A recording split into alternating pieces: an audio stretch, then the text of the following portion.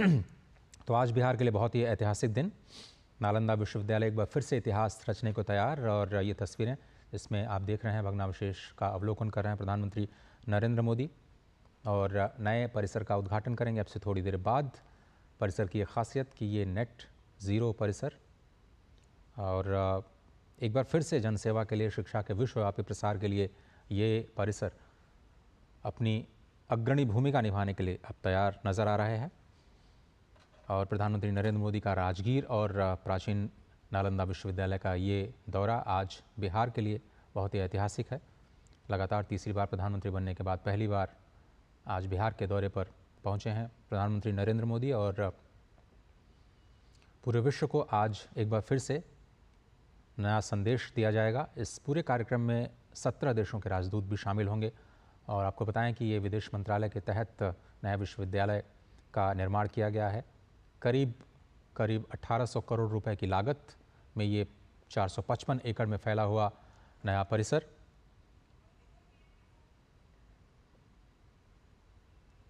और कार्यक्रम यहाँ पर वृक्षारोपण का भी है, जिसके ज़रिए एक बार फिर से दुनिया को हरा भरा करने का संदेश। आपको याद होगा कि विश्व पर्यावरण दिवस के अवसर पर भी एक वृक्ष माँ के नाम इस अभियान की शुरुआत प्रधानमंत्री ने की थी। और आज यहाँ नालंदा विश्वविद्यालय के नए परिसर में एक बार फिर से वृक्षारोपण के कार्यक्रम में शामिल होंगे प्रधानमंत्री और फिर से सभी को संदेश देंगे कि हम सभी को प्रकृति के साथ मिलकर के निर्माण की प्रक्रिया को आगे बढ़ाते रहना है। और नालंदा विश्वविद्यालय में अध्ययन कर रहे कई देशों के छात्र छात्राएं भी इस अवसर पर मौजूद रहेंगे। तो एक बार फिर से बिहार का नालंदा विश्वविद्यालय, जो कि प्राचीन शिक्षा का एक बहुत ही अद्भुत केंद्र, जिसके कारण भारत को विश्वगुरु के तौर पर देखा जाता था।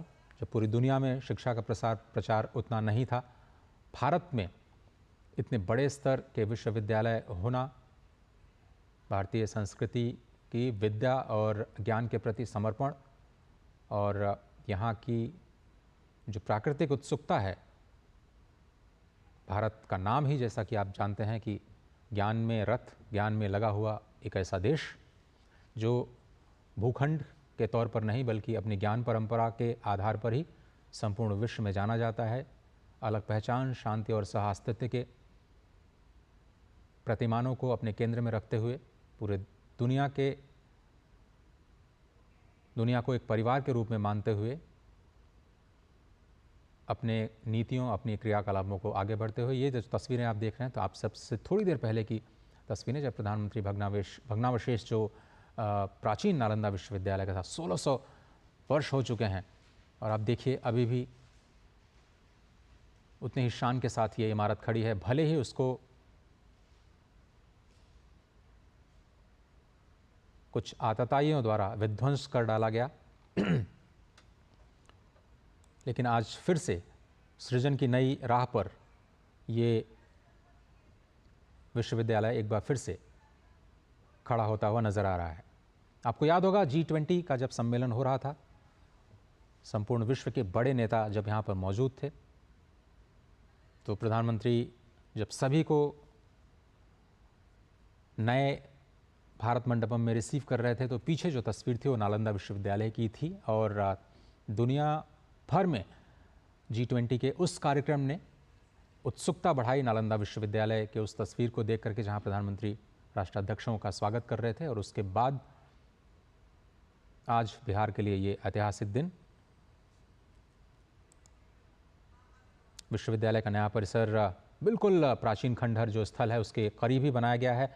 और इस विश्वविद्यालय की स्थापना नालंदा विश्वविद्यालय अधिनियम 2010 के तहत की गई थी। कुलाधिपति के तौर पर चयन किया गया है अरविंद पानगड़िया का, जो कि बहुत ही मशहूर अर्थशास्त्री हैं और अमेरिका में प्रोफेसर के तौर पर कार्य करने का उनको लंबा अनुभव रहा है।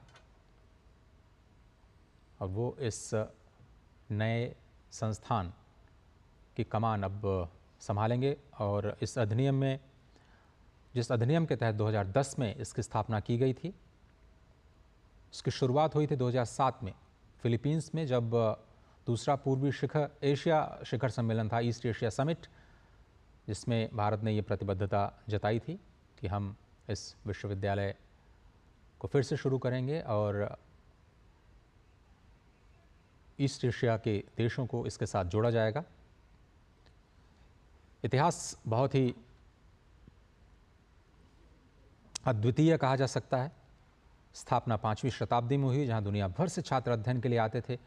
विशेषज्ञों की अगर माने तो 12वीं शताब्दी में आक्रमणकारियों द्वारा इसे नष्ट किया गया और उससे पहले 800 वर्षों तक लगातार अपनी जो ज्ञान की परंपरा है वो पूरी दुनिया तक विस्तार देने में इस विश्वविद्यालय ने अत्यंत महत्वपूर्ण भूमिका निभाई।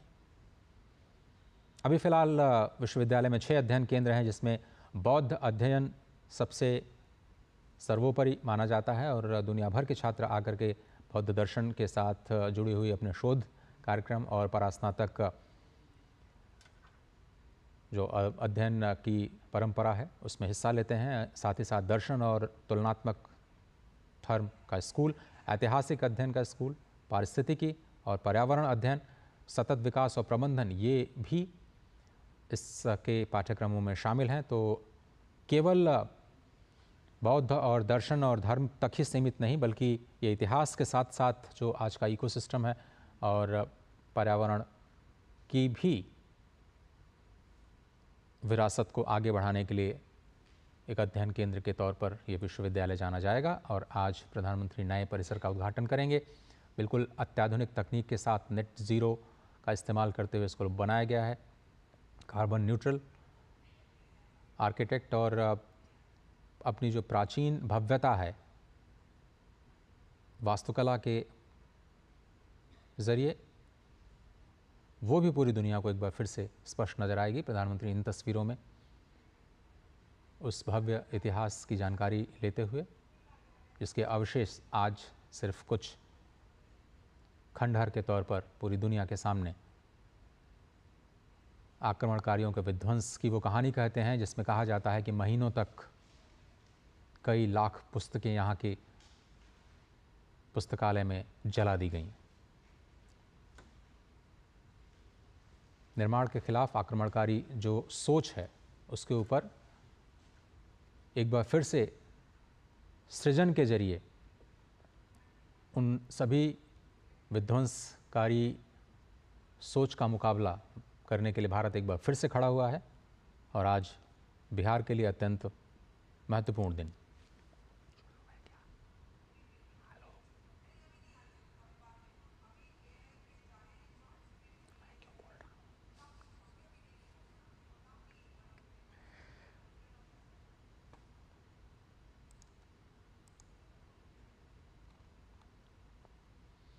और एक वक्त था जब बिहार का नालंदा विश्वविद्यालय दुनिया के लिए शिक्षा का सबसे बड़ा केंद्र हुआ करता था और 815 सालों के लंबे इंतज़ार के बाद एक बार फिर से ये शिक्षा का केंद्र अपने पुराने स्वरूप में वापस लौट रहा है। और इसीलिए आज का दिन बिहार के लिए, आज का दिन नालंदा विश्वविद्यालय के लिए, आज का दिन स्वयं भारत के लिए और इस विश्वविद्यालय से जुड़े उन तमाम देशों के लिए भी बहुत बहुत ऐतिहासिक है।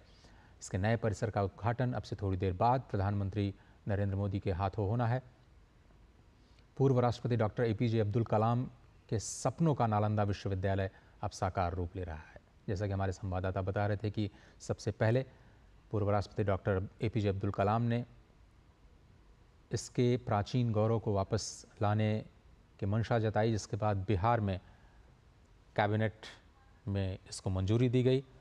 और इस पूरे विश्वविद्यालय का अगर आप इतिहास देखें तो शिक्षा के प्रति जो भारत का दृष्टिकोण है, ज्ञान परंपरा के प्रति जो भारत का दृष्टिकोण है, सामाजिक समरसता के साथ विश्व बंधुत्व की भावना को केंद्र में रख करके ज्ञान के प्रचार और प्रसार का जो भारत का एक आउटलुक है, वो एक बार फिर से पूरी दुनिया को स्पष्ट तौर पर दिखाई देगा। जहां आज दुनिया प्रोटेक्शनिज्म के साथ अपने आप को जोड़ करके देखती है, बात की जाती है उन तकनीकों को, उन ज्ञान को अपने तक सीमित रखने की और उसका फ़ायदा सिर्फ़ और सिर्फ अपने देशों तक सीमित रखने की, अपने देश की व्यवस्थाएं, अपने देश के समाज के लोगों का केवल भला करने की जो एक परिपाटी, एक नई परंपरा आज के इस आधुनिक युग में शुरू हुई है।